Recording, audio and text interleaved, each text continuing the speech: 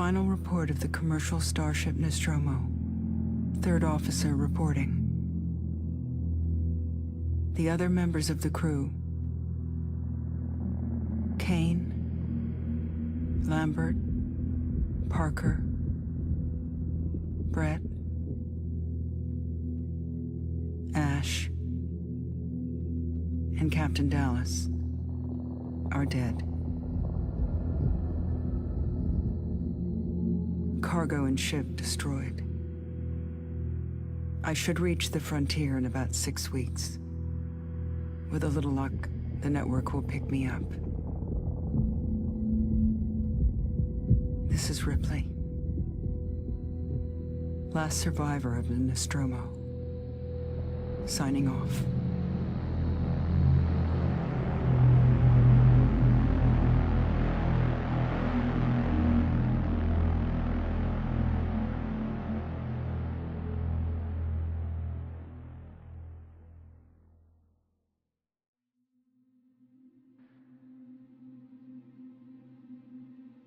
Alien is a masterpiece. I know it.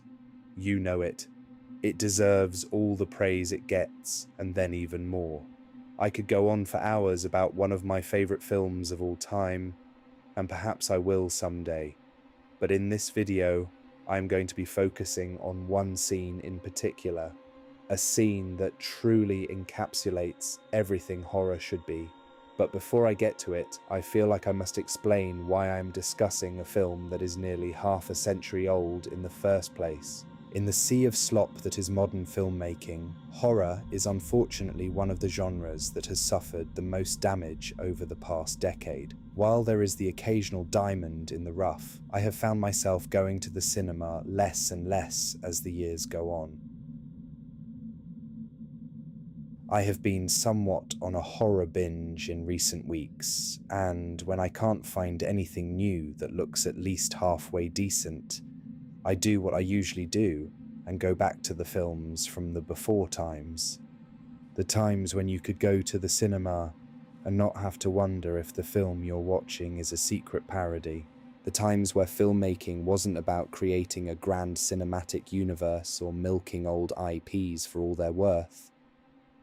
Good God, what were these retards thinking? We're in the year 2026 now, and the xenomorph has been reduced to a fucking dog. Never mind, I need to move on, otherwise I'm about to go off on this absolute abomination of a TV show.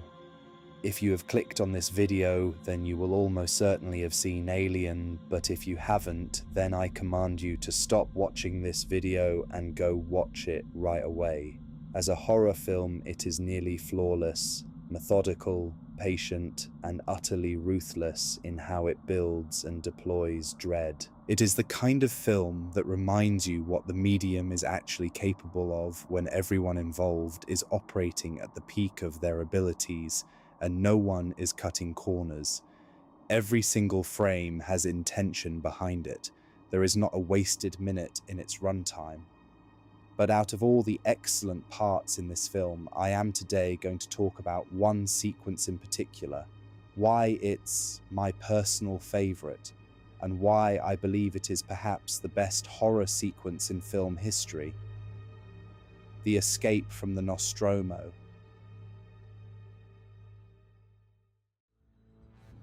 Throughout the film, we have been following the crew of the Nostromo after being woken up light years away from Earth with orders to investigate a strange repeating signal from an unknown planet.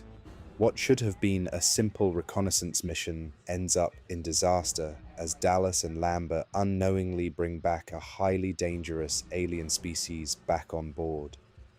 The next 40 minutes is some of the best tension building in all of cinema, as the crew try and repeatedly fail to contain the threat. After Kane, Brett, and Dallas are killed by the alien, and those who remain are becoming more desperate, forcing Ripley to reluctantly take charge and formulate a plan. At this point in the film, something has fundamentally shifted. The first half was about the crew attempting to understand and contain a threat they didn't yet comprehend. There was still the illusion of order, a chain of command, and the distant hope that the company might have a plan. That illusion is now completely shattered. only to be made worse by the revelation of Ash's secret and the true intent of the company's mission. I can't lie to you about your chances, but you have my sympathies. The goal to terminate the alien is out the window. The only one now is to survive. She formulates a plan with Lambert and Parker to escape on the Narcissus and destroy the Nostromo. Lambert and Parker go together to load coolant onto the escape vessel, whilst Ripley prepares the ship and picks up Jones the cat. Just as the plan seems to be going well, Lambert and Parker are interrupted by the alien, and in an incredibly genius decision, Ridley Scott had the restraint to not show a single frame of it. Instead, the viewer, like Ripley, only hears it over the radio.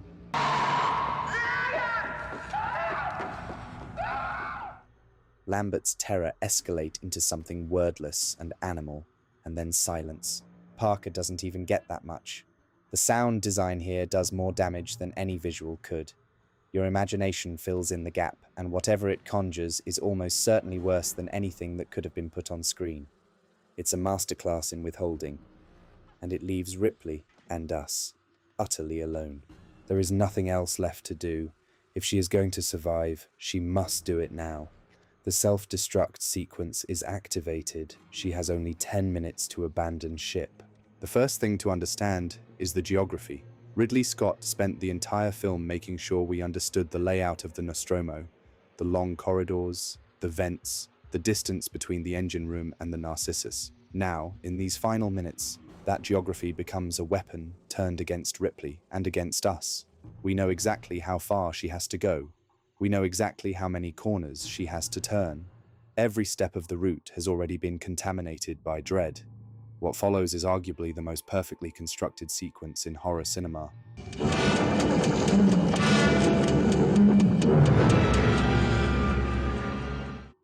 Frozen in place.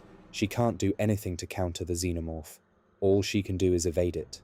But with the ship set to self-destruct, she has unwittingly put herself in an even more desperate situation. She only has minutes to act before the ship explodes.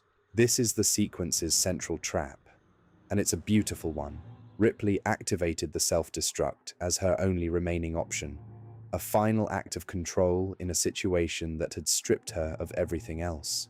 But control is an illusion.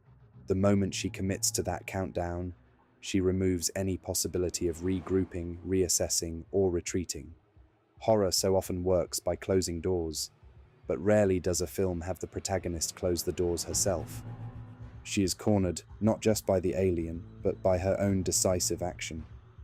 The countdown that was supposed to be her salvation is now as much her enemy as the creature itself. Rushing back to abort the sequence, the film adds another layer of tension. She arrives only to find that she is too late. The time is over for hiding in an attempt to formulate a new plan. She is in a situation in which she must go forward. If she doesn't make her way to the escape pod now, she will die.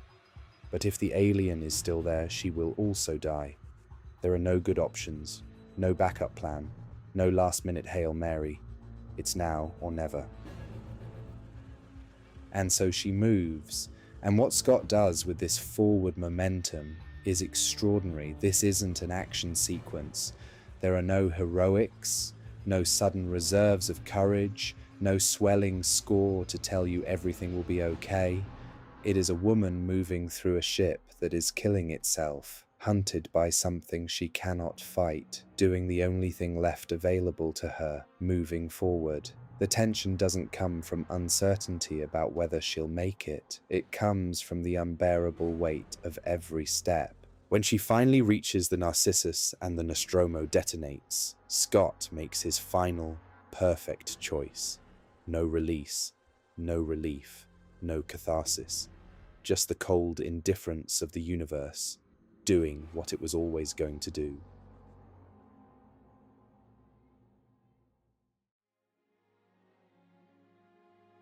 In roughly 10 minutes of screen time, Ridley Scott, along with the cast and crew, achieved something truly remarkable. What makes these 10 minutes among the greatest in film history is not any single element, but the relentless, masterful integration of all of them. Every decision, The alien appearing at the worst possible moment, the failed abort, the silent explosion, functions on multiple levels simultaneously, as plot mechanics, as character revelation, and as pure, visceral experience. The sequence respects its audience utterly. It never cheats. It never provides false comfort. It refuses conventional catharsis at every turn. And perhaps that is the quality that separates truly great horror from everything that has come to replace it. The genre has spent the last decade confusing spectacle for tension and chaos for dread. What Ridley Scott understood, and what so few filmmakers since have bothered to learn, is that horror is not about what scary imagery you can put on screen. It is about paying off what you have built. And this final sequence hits with the force that it does because 90 minutes of quiet, patient, disciplined filmmaking were laid beneath it like a foundation. That is not a formula. That is craft. Perfect organism.